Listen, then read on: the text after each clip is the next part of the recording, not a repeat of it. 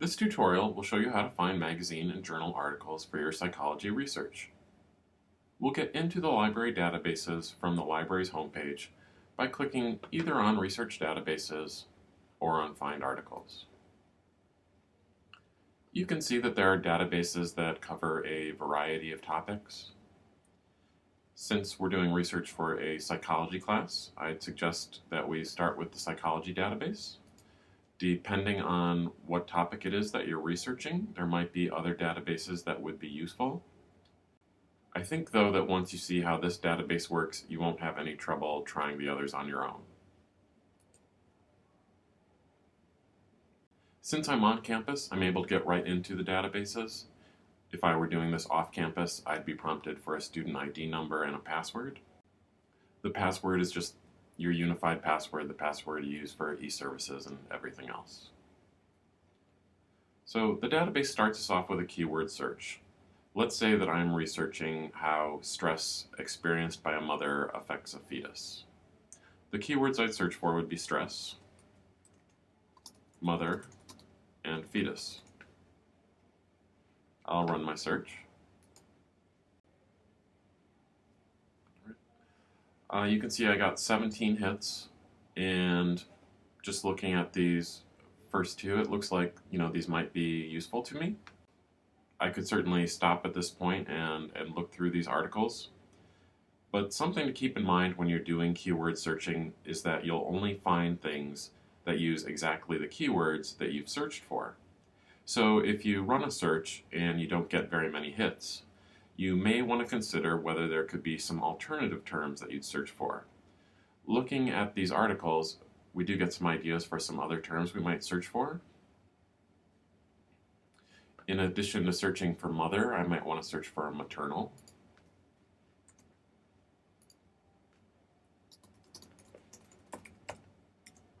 And in addition to fetus, maybe I'd search for fetal and also prenatal.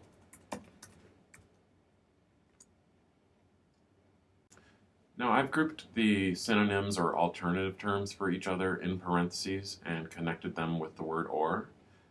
That's one way to do it. I could certainly just keep running new searches with the different words that I've brainstormed. But running your search like this will make it so that you get stress and either mother or maternal and fetus or fetal or prenatal. Connecting terms with or and the word and the parentheses is something that we could spend a lot of time on. We're not going to do that here. There are, though, two things that I would like you to keep in mind. If you're not getting hits, think of other terms that you can search for. And we can do some pretty sophisticated searching in this database.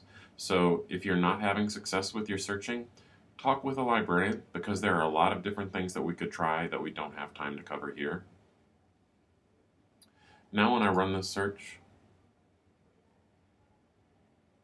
I've gone from 17 to 122 results. So just by thinking of those alternative terms, I've really expanded my search. Over on the left-hand side of the page, you can see that we have some options for limiting our results.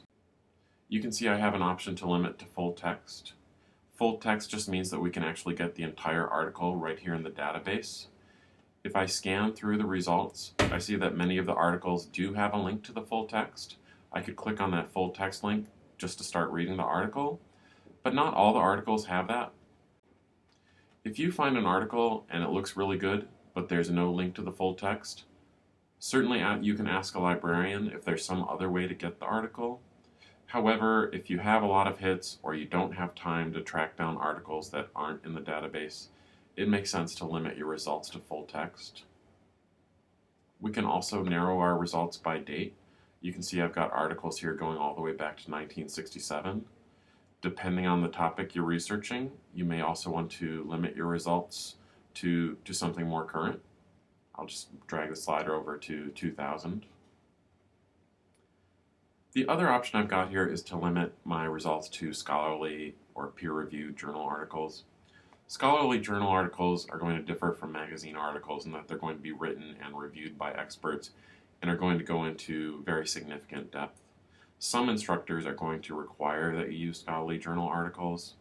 Now, most of what you'll find in this database will be scholarly journal articles, but if you want to make sure that you're only using scholarly journal articles, then we would check this box. Once you've got a manageable number of hits, you can start scanning through your results, and anything that looks like a possibility, we can click on the title to get some more information about the article.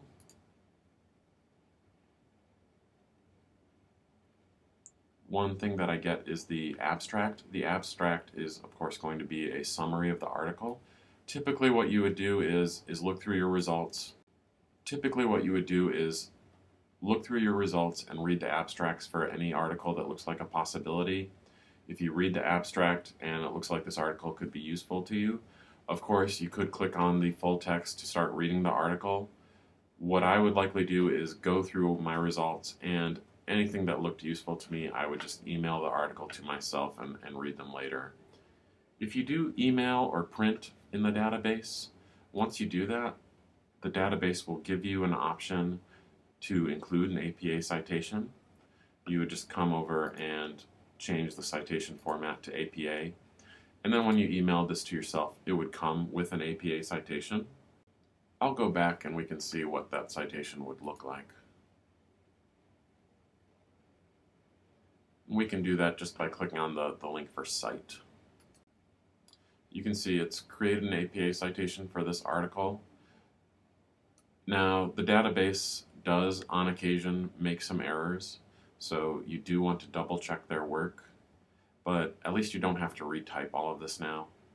You could copy and paste this and just correct whatever errors there might be. I hope this tutorial was helpful. Please keep in mind that it was just an introduction, so if you're looking for articles and you're not having luck, please consult with a librarian. You can find all the different ways to contact a librarian under the Get Help page on the library's homepage.